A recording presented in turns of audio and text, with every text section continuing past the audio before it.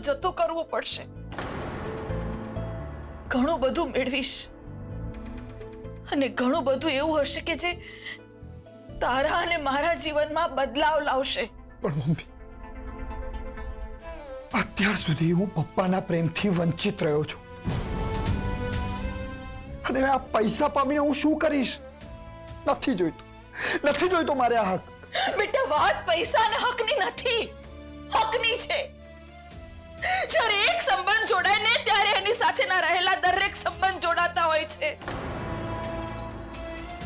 અને જ્યારે એક સંબંધ તૂટે ને તો એની સાથેના બધા સંબંધો તૂટી જતા હોય છે. બેટા, ઘર અને પરિવારની સાથે માત્ર અટક અને નામ જ તારી પાછળ નથી લાગ્યું, પણ ચિરાગ અને ધ્વનિત જેવા ભાઈઓ તને મળ્યા છે, તને તારા મોટી બા મળ્યા છે. બેટા, હું તો આખી જિંદગી એકલા જીવી છું, એટલે જ હું ઈચ્છું છું કે તું તારા પરિવાર સાથે રહે. અને પપ્પાએ જે તારી સાથે ખોટું કર્યું છે એનું શું? ખોટું તારા પપ્પાએ નહીં પણ મારા પતિએ કર્યું છે અને એટલે જ હું નથી ઈચ્છતી કે એમની સજા મારા દીકરાને મળે. અને બેટા, આપણી સાથે ખોટું થયું છે તો એ લોકોની સાથે પણ ખોટું તો થયું જ છે ને. મમ્મી, હવે તો મને માત્ર મોટી બા પર વિશ્વાસ છે કે ચોક્કસ કોઈ નિર્ણય લેશે.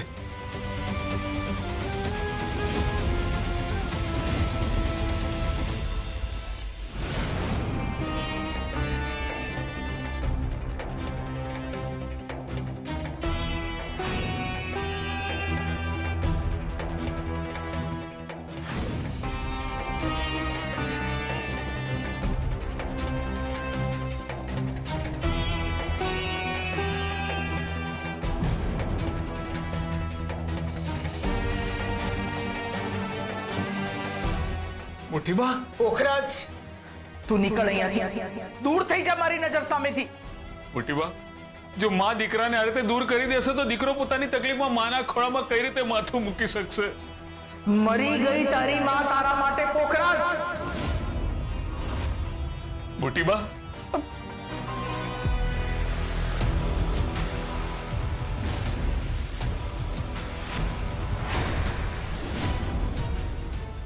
આ રીતે ચિઠ્ઠી ફાડી નાખવાથી માં અને દીકરાના સંબંધો પૂરા નથી થઈ જતા. મોટી બા, ના, સંબંધો જીવનમાંથી દૂર થઈ જાય છે, એને પૂરા નથી કરી શકાતા.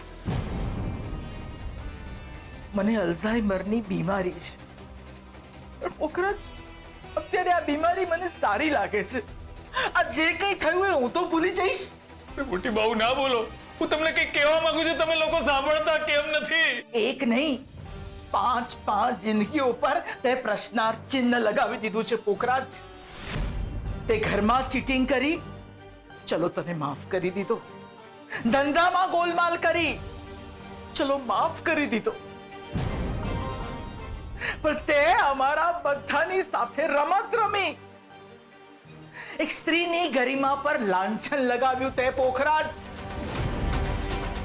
તે દિવસે તારી નજર સામે લજ્જા બહુ અનસુયાને મન ફાવે એમ વર્તન કરતા હતા, તો પણ તારા પેટનું તો પાણી ના હલ્યું પોખરાજ.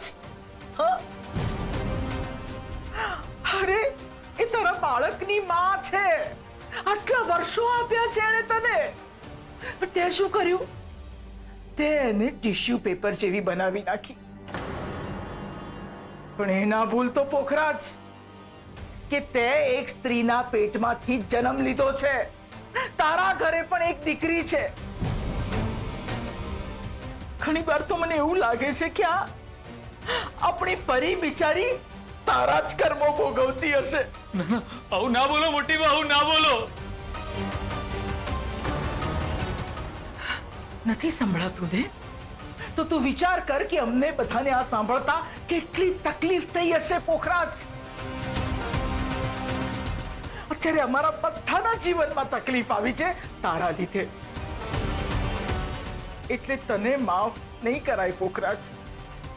તું અહીંયાથી ચાલ્યો જા ભાઈ, તું જતો રહે અહીંયાથી. મોટી બા, પોખરાજ જતો રહે પ્લીઝ અહીંયાથી. પ્લીઝ મને માફ કરી દો મોટી બા, પ્લીઝ મોટી બા.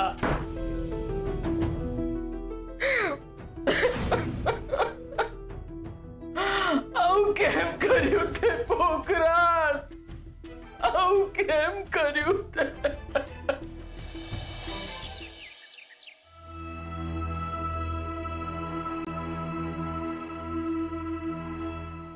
વાનિન સંભાળીને. મારું ધ્યાન જ ના રહ્યું. મને ખબર છે કે અત્યારે તારું ધ્યાન શેમાં છે.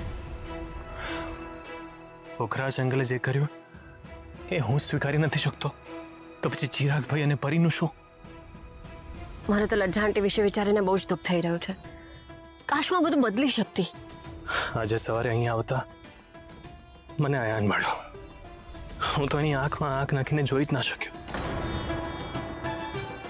મને એમ લાગ્યું કે પોખરાજ અંકલે એકલા નહીં, આપણે બધાએ એની સાથે કંઈક ખોટું કર્યું છે. રૂપ પણ મને આજે કહેતી હતી કે ઘરમાં આટલું બધું ચાલે છે તો આજે તમે ખેતરે ના થાવ. પણ જે થશે જોયું જશે. હવે આ કસોટીનો એ પડાવ છે જે આપણે બધા જ મોરચે એક સાથે લડવાનું છે. પણ સરગમ, આ બધું ક્યારે ઠીક થશે? સમય આવશે ત્યારે. તું જો ને, આપણા જીવનમાં પણ તો અંધારું હતું ને, પણ પછી રૂપ આવી. એવી રીતે સમય જ રસ્તો બતાવશે. એમ પણ જ્યારે પરિસ્થિતિ પ્રતિકૂળ હોય, કશું જ ધાર્યું ના થતું હોય, એક સાંતા 13 તૂટતા હોય, રોજ નવા પડકારો આવતા હોય, ક્યાં જવું શું કરવું કશી જ ખબર ના પડતી હોય, ત્યારે ધીરજ, ઈશ્વરમાં શ્રદ્ધા અને મૌન એ જ એક રસ્તો બની જાય છે. સરગમ, તને લાગે છે કે હજી એક નવો સૂરજ ઉગશે? ઉગશે, ચોક્કસ ઉગશે. જ્યારે આ બાળકનો જન્મ થશે ને ત્યારે નવો સૂરજ ઉગશે. મોટી બા કહે છે કે બાળકનો જન્મ નવા સંબંધોની સાથે નવી આશા લઈને આવે છે. તું જોજે મને, આ બાળકના આવવાની ખુશીઓ બધું જ ઠીક કરી દેશે.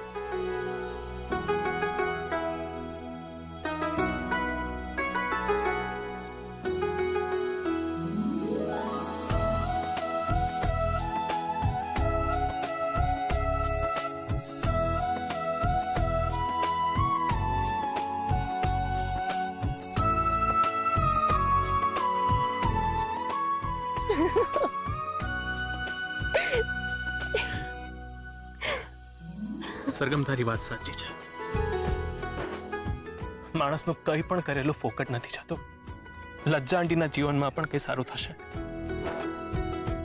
આપણને આપણા કરેલા કર્મનું જ ફળ મળે છે. જે વાવ્યું હોય ને એનું જ ફળ મળે. જો ને, આપણે પણ અહીંયા કંઈ વાવ્યું હતું, એનું પરિણામ તારી સામે છે. આપણે આપણા કામમાં સફળ થયા સરગમ.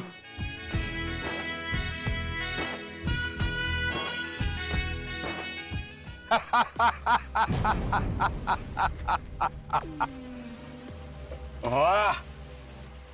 ચાલો મિત્રો, પાક લણવાનો છે. આ ખેતર ઉપર મારો હક છે. આ ખેતર મારી પાસે ગીરવે છે, એટલે આની પર મારો હક છે. તમને કોઈ વહેમ થયો લાગે છે કે આ ખેતર અને આ પાક ઉપર તમારો હક છે. આ રૂપની જમીન છે અને આ પાક ઉપર પણ માત્ર એનો જ હક છે. અમે અમારો હક નહીં જવા દઈએ. આ પાક ઉપર તમારો હક છે ને, તો એક કામ કરીએ, આ પાકને બાળી નાખીએ. ના પાક રહેશે, ના તમારો આના ઉપરનો હક. બરાબર ને મિત્રો? બરાબર છે. આ પાક અમને આપી દો, નહીં તો એમને સળગાવી મારીશું. અમે આ પાક સાથે બળી જઈશું, પણ આ પાકને કંઈ જ નહીં થવા દઈએ. એમ તો જોઈએ કોણ શું કરી શકે છે. ચલો ભાઈઓ, બાળી નાખો પાક.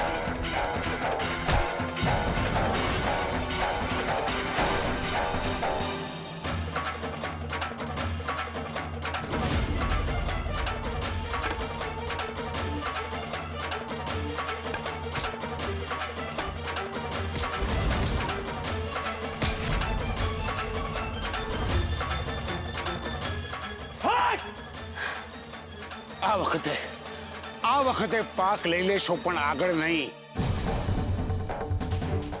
અહીંયા હું જેમ કહીશ એમ જ થશે. અહીંયા મારું રાજ ચાલે છે. છોડીશ નહીં તમને લોકોને. ધ્વનિત,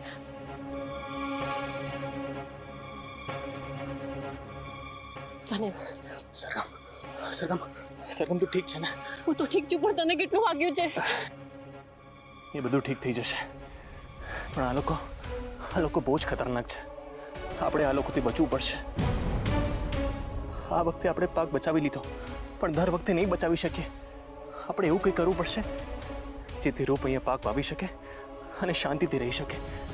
પણ આપણે એવું તો શું કરીશું? ચાલ આપણે વાત કરીએ. કોની સાથે શું વાત કરીએ? શાહુકાર સાથે, અને જાણે કે એક્ઝેક્ટલી ઈચ્છે છે શું. આ બધાનું સોલ્યુશન તો લાવવું પડશે ને. સરગમ તું શ્યોર છે ને? એની સાથે વાત કરીને બધું ઠીક થઈ જશે, તું શ્યોર છે ને? હું શ્યોર તો નથી, પણ આપણે કંઈક તો પ્રયત્ન કરવો પડશે. અને આ રીત નહીં તો બીજી રીત પણ અપનાવતા આવડે છે. ચાલ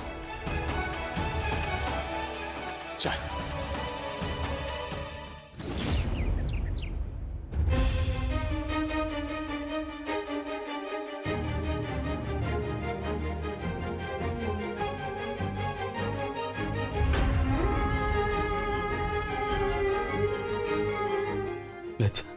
દોરો મારાથી.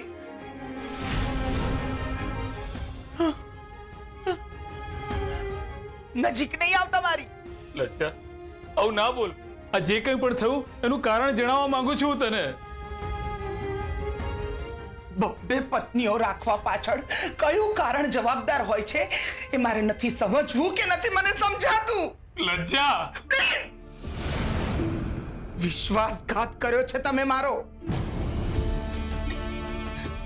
અરે મેં તો તમને મારું જીવન માન્યા હતા, તે તમે પૂર્ણ કરી નાખ્યું. મારા તહેવારો માન્યા હતા તમને, મારા ધૂળેટીના રંગો તમે હતા, અરે મારી દિવાળીનું પ્રકાશ તમે હતા, અરે મેં તો તમને મારા ભગવાન માન્યા હતા. મને શું ખબર કે મારો વિશ્વાસ આ રીતે હારી જશે. તમે મને હારી ચૂક્યા છો ચિરાગના પપ્પા.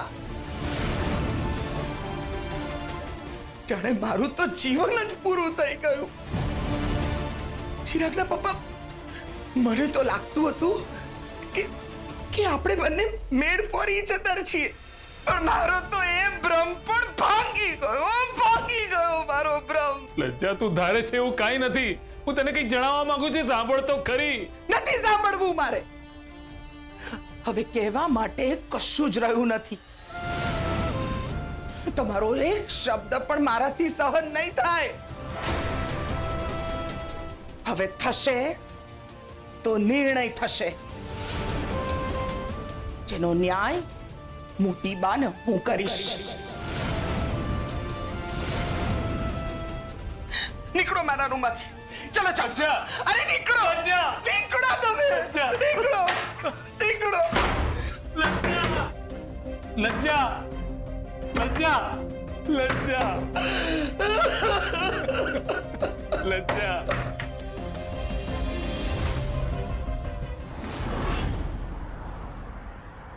આ લોકો મારા હાથમાંથી બચી કેવી રીતે શકે? સાહેબ, આ લોકો છે શહેરના, પણ ઓછા નથી. જોયું નહીં, આગ સામે પણ લડી ગયા. આગથી ભલે બચ્યા, પણ મારાથી નહીં. આજે તો એ લોકો બચી ગયા, પણ હવે એ લોકોનો ખેલ ખતમ. હવે એવું કંઈક કરવું પડશે કે રૂપ અને એ લોકો મારા રસ્તામાંથી ખસી જાય. થાળી લાવો મારા માટે.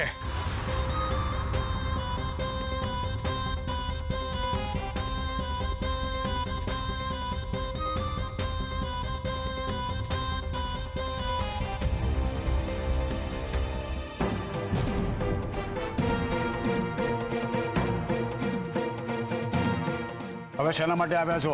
અંતે તો તમને પૈસા જ જોઈએ છે ને, તો આ લો. કારણ કે હું નથી ઈચ્છતી કે હવે તમે રૂપની જમીન ઉપર પગ પણ મૂકો.